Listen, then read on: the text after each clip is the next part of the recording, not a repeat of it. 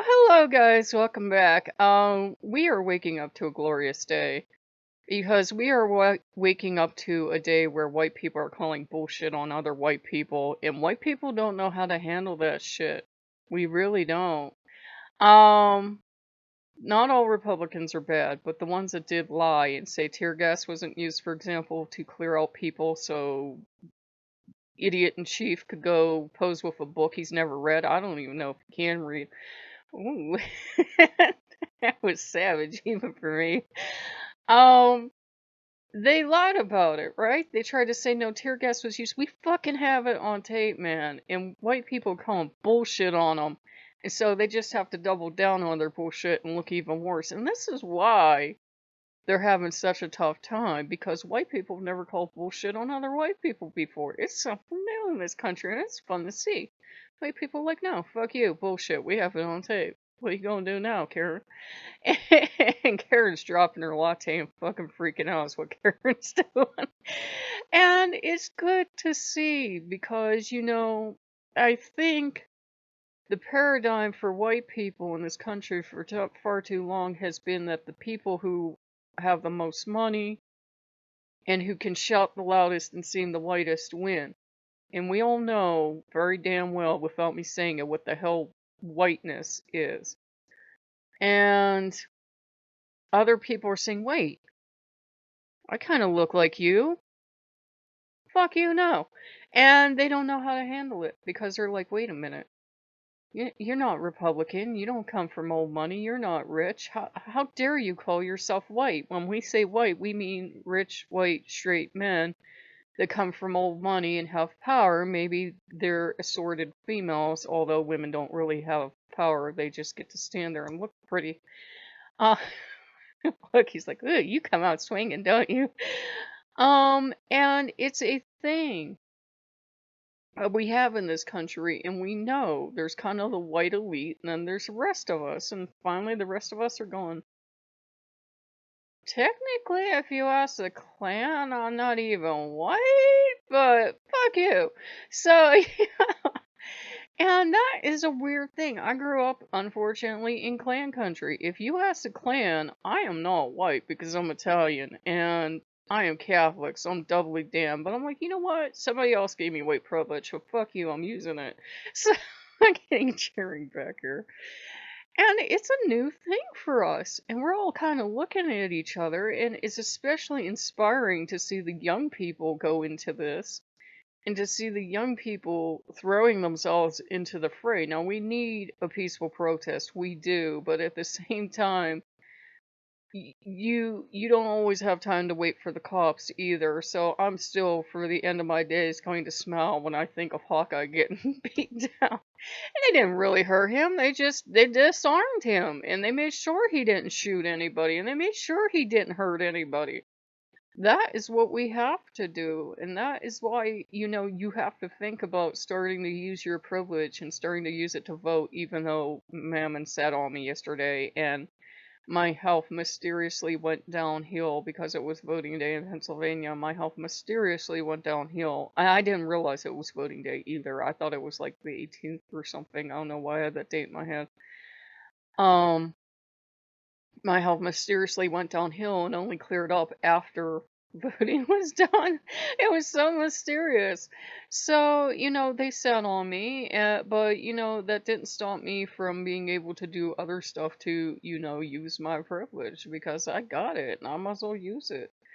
And Asmodeus was talking to me about it. He said, well, now you know. He said, you get to come at this from a place of privilege, and you know it's a place of privilege because if you walk away, it doesn't affect you.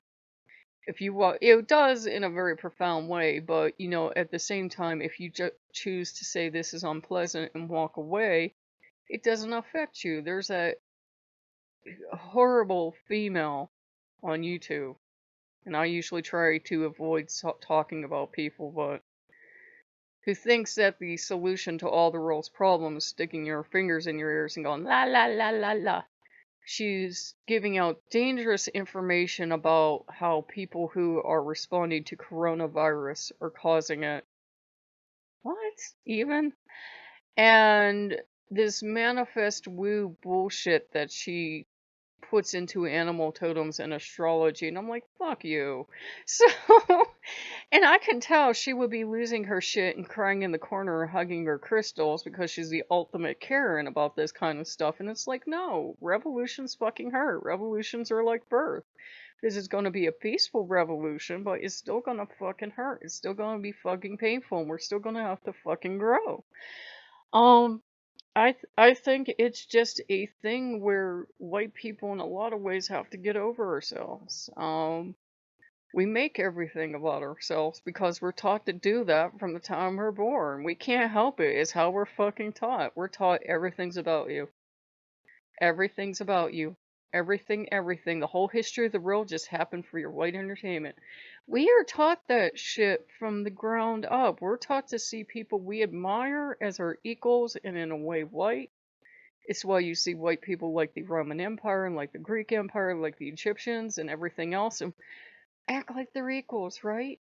And yet, if you put a bigoted white person with an Italian or a Greek or someone who looks Egyptian, and Egyptian people did not look white like all the actors that portrayed them in the classic movies, you would see a lot of tension arise, and you know you would.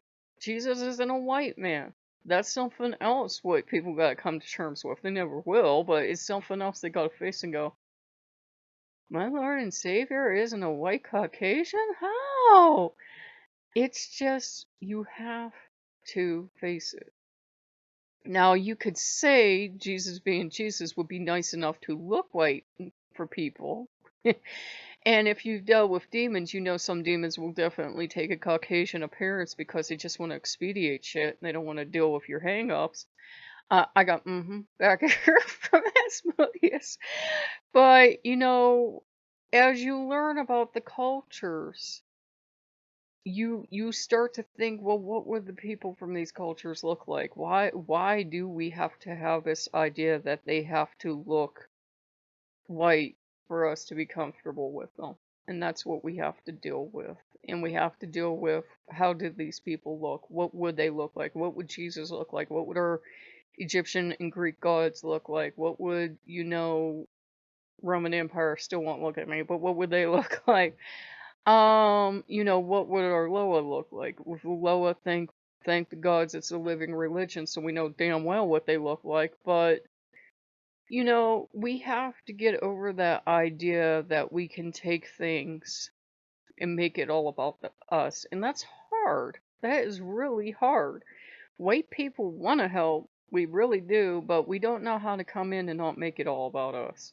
Younger people seem to be able to do it more because they were raised by people who weren't telling them to make it all about themselves, but it's really hard. So if you see white people fucking this up, that's why it's very hard to go from training from childhood up of it being all about you to maybe it ain't all about me. Maybe this has nothing to do with me, but I'm still called to help because it's a decent human thing to do. So if you see white people fucking stuff up, we're not trying to. We really are. We just don't fucking know any better. We don't. And we don't react well. And I know this is gonna sound coming from a white person. We don't react well to rejection because we are just taught it's not humanly possible for white people to be rejected. So if you see white people crying and saying they feel so bad and doing all the other crazy things we do because we have the privilege of doing it, we can't comprehend that. We can't comprehend trying to come in and get to help and getting shut down. Thankfully, this time, everybody of all colors is working together, and it's a beautiful thing. But when we encounter black anger, we encounter minority anger, we don't know what the fuck to do with it, because I understand that, and it's an age thing, I think. You have to grow up and realize why people are so angry, and you have to get over yourself, and you have to get over the fact, it's horrible to say, but white people kind of are taught, well, we're kind of taught that we're kind of reaching down to help people up, and while you might do that for someone who is literally fallen down, if you really look at everybody as one race, the human race, you're not doing that. You're just trying to reach across the divide. But white people have been taught for generation upon generation that we are the great white knight riding in and helping everybody. And it's kind of hard to come down off that horse because if he's pretty damn nice from up there, and we like it, it's safe up there because we're still white, and we're still above the fray, but we're still helping, so we feel pretty good about ourselves. So if you see white people fucking this up, that's why we mean well. We really mean well, but we don't know what the fuck to do with ourselves. It's why you see white people get weird when there's a black person, in the room. It's why you see us get weird around any other minority. We're trying to fit in and we're just tripping all over ourselves. It's just give us time. Give us time. I have seen white people who are otherwise rational, level-headed people, especially in the news media, that when they're talking to other white people, they're fine, and then the black guest comes on, and all of a sudden they're trying to fit in, and it's kind of adorable, and the black person has this look on their face, halfway between amusement, halfway between, oh Lord, this one's stupid, and I can't say a damn thing. But if you see us falling over ourselves and you see white people losing it and crying because it's the first time it's not about them and they don't know how to handle rejection if they're getting it, um, just have forbearance. It's gonna be hard, and it's gonna be a thing of white people learning to get over themselves and learning that just because we're going to share a privilege doesn't mean we lose it. Everybody will have that privilege, and it'll be the cool shit. Everybody will have that privilege. It won't have to be white privilege. It'll be everybody's privilege, but it's not gonna come in one day, and we know that. And you might, for a couple generations, see weird, uncomfortable white people, but it's just gonna have to happen. So yeah, this was supposed to be about talking to the demons about sharing privilege, but it has to be said. Some white person has to say that, having been given the white card by somebody else somewhere centuries ago, we might as well use it and we might as well get over the ideas and the things we're taught. And we might as well be honest about what we were taught. Thankfully, my mom was very different. My mom didn't see it as having been given a privilege card because for women it's not always that easy, but you still have that privilege as a white woman and you feel powerless and you feel like you're just given one role you can play, but you still have it better than other women do, and it's we're just beginning to, however dimly, see that. So, it's gonna be hard and it's gonna be painful, and there's going to be times that white people are gonna get rejected and have a meltdown. I can tell you from having been called by the voodoo spirits, white people do not deal well with rejection. You think voodoo and spirits take rejection badly? Oh no, we just melt down spectacularly. It's a spectacle to see. And then we run away and we're hurt and we're never going to help you again because you yelled at us and said mean words. We have incredibly fragile egos. We really do because nothing's ever challenged them before. The first time we get challenged, we're going to break down and cry because you don't understand. But we have to learn how to separate our inherent sense of goodness from the color of our skin.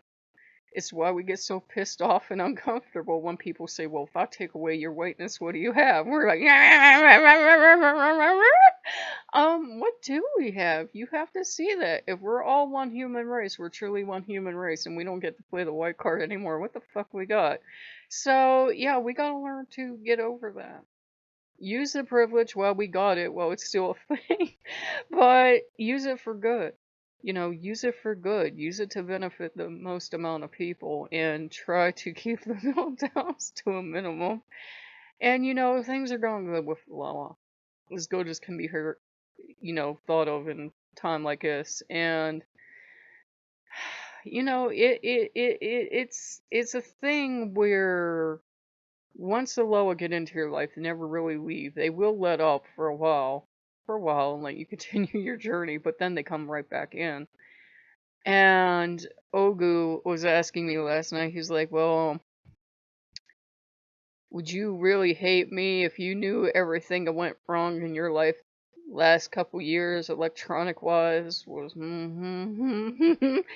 And I looked at him like, no, not really, because when you're called into voodoo, they don't really give you a choice, and they all respond to rejection differently. And Legba, for example, will send you bad fortune, stuff like that. And I'm talking about prolonged rejection. I'm not just saying no, though. Sometimes they don't take out well either. Ogu makes war on you. Ogu makes war on you, and he will just grind you down until you collapse. He will also, at the same time, send you cute little butterflies and everything else, but he will just make war on you till you collapse and you give up. He'll come back in and he'll smile at you. And believe me, I got an earful last night from a lot of the Ogus in the family, a well-deserved earful, and Asmodeus took up the cause, and um, the demons are happy because they want to see a truly blended family, and it's a thing of I said, I know as a white person, you gotta get over yourself. White people let the color of our skin get in our way every fucking time, and that's why we fuck stuff up on a regular basis because we're doing great, we're doing great, we're doing great, and then all of a sudden we look down, and we go, I'm white! Like we just realized it. And then we have this crisis, and we can't be here, and we can't be doing this thing because we're white, and we're having a panic attack. Whereas everybody else is looking at us like, what people are crazy. They're just fucking nuts. I think we are. I think we are. I have a pro tip from white people. We're crazy. Um, and we just have to get over that because we're either truly one race, the human race, or we're not. I saw this beautiful pin about we're all really a shade of brown. It's the, let me get this right, because one's in turkey and one's in her skin color. It's just the melanin in her skin. I think I said melatonin one time in this speech. Or melanin, whatever the fuck it is. It's just the coloring, the pigment in her skin. How much did you get? How much didn't you get as ancestors, progressed from Africa and spread out over the world? This is the result you get. So my ancestors were from, Italy, some were from Poland, some were from other places. God's only knows. My family, people probably hop the fence. God's only know where my family members are from. I ain't never had a DNA test, probably never will. I can't afford one, but we're all a human race, you know, and I was really fired up last night. Gonna make speeches to you all about, if you really do believe, like, say you believe full stop the All Father created the world, he and his brothers, and they created humans and everything. Then they created all humans. Black people didn't fall out of the sky. Chinese people didn't fall out of the sky. Even if you believe that all the gods of all the separate people on the planet, and this sounds stupid, and we know it sounds stupid, created all the different people because only gods that look like them could create them. That sounds incredibly racist. And I apologize, but that's what some people teach. Even if you believe that, so the fuck what? We're all human, we're all the same species, So I go back here. So we have to kind of get over ourselves, white people, and maybe that sounds better coming from a white person. I know when other people say stuff to white people, we kind of get like, but we can admit among ourselves and be real. We got fucking privilege, especially working with gods like Loki, and working with the Jotun, and working with the Old Man, and working with all European gods. We got fucking privilege, and we know we got it. Nobody's going to tell us no. As long as we vaguely look white, we get in the door. Now, there are very extremist groups that are probably going to want a blood test in your ancestry back to the aughts, but um, we got a pass, and we know it, so we should use that privilege, and make it for all until everybody has a privilege, and it's no longer, something we have to do, but something all humans can do easily. So I hope that helped. I hope it made some sense. This was supposed to be about talking to demons about using privilege to help people, but yeah, I think it worked out. White people are crazy and uncomfortable, and we're gonna fuck up a lot as we do this, but we have to be part of the solution because we're definitely the entire reason for the problem. So, I will see you guys later. Bye bye.